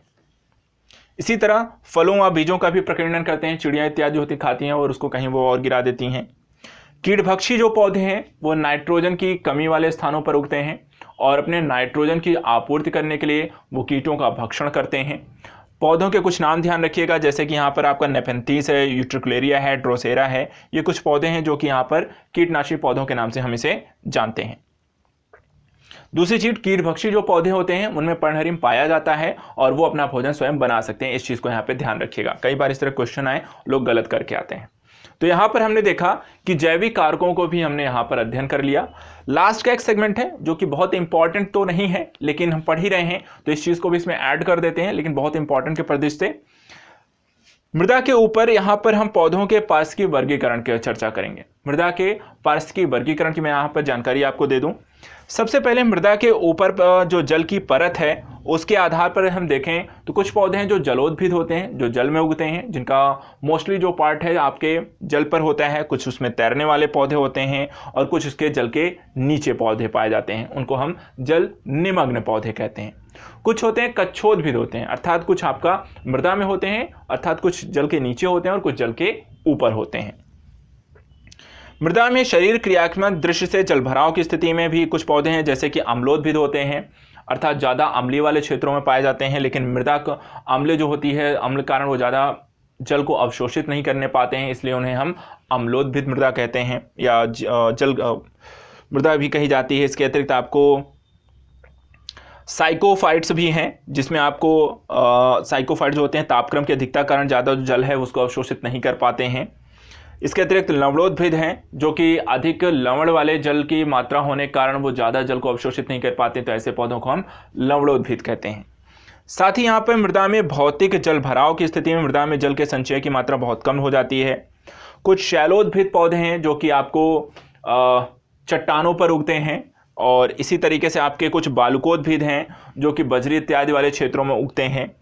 शुष्क जलवायु वाले क्षेत्रों में कुछ मरोद्भिद हैं, साइकोफाइट्स हैं, साइलोफाइट्स पौधे हैं, सामान्य क्षेत्रों में उगते हैं, स्केलोफाइट्स हैं जो मृदा और जलवायु में उगते हैं। साथ ही यहाँ पर कुछ आपके समोद्भिद पौधे हैं जो कि सामान्य तापक्रम में उगते हैं। तो ये अलग अलग इंपॉर्टेंस है, इनकी बहुत ज़्यादा यहाँ पे क्वेश्चन पूछे नहीं जाते हैं इस परिदृश्य, तो इनको हम यहाँ पर इतनी इंपॉर्टेंस नहीं देते हैं, लेकिन पढ़ने के संदर्भ से हमने इसको ऐड किया है। जो मोस्ट इंपॉर्टेंट जो टॉपिक थे उनको ज़रूर ध्यान रखिएगा। यहाँ पर आपके जो पहले सेगमेंट से लेकर यहाँ पे अंतिम सेगमेंट्स तक हमने देखे हैं, इनमें कई सारे जहाँ पर मैंने बताया आपको क्वेश्चन पूछे जाते हैं, जो बहुत ही दृष्टिकोण से बहुत ज़रूरी है। तो आज के इस सेगमेंट में आई होप सो आप यहाँ पर आपको इस टॉपिक को पढ़ने के बाद आपकी काफ़ी सारी चीज़ें आपने जो पढ़ी होंगी वो रिवीजन हो गया, काफ़ी सारी जानकारी यहाँ पर आपको बहुत ही कम समय में मिल गई होगी, और ये आपके परीक्षा के दृष्टिकोण से बहुत ज़रूरी है कि आप इसे रिवीजन ज़रूर कर लें। चलिए फिर आज के इस वीडियो में इतना ही। नेक्स्ट वीडियो में हम कुछ और विषय वस्तुओं को लेकर यहाँ पे प्रस्तुत होंगे, लेकिन आप ये ज़रूर बता सकते हैं कि आपको अगला वीडियो किस विषय का चाहिए। तो अगर जैसे ही इन्फॉर्मेशन आपको जो भी टॉपिक्स चाहिए होगा उसके रिलेटेड फिर हम चीज़ें चर्चा करेंगे और उससे रिलेटेड आपको वीडियो में उपलब्ध कराऊंगा। तो आज के लिए इतना ही। इस वीडियो को जितना हो सके लाइक करें, सब्सक्राइब करें, शेयर करें, आपका भी यहाँ पर सहयोग बहुत ज़रूरी है। तो आज के लिए इतना ही, मिलते हैं जल्दी। Thank you so much.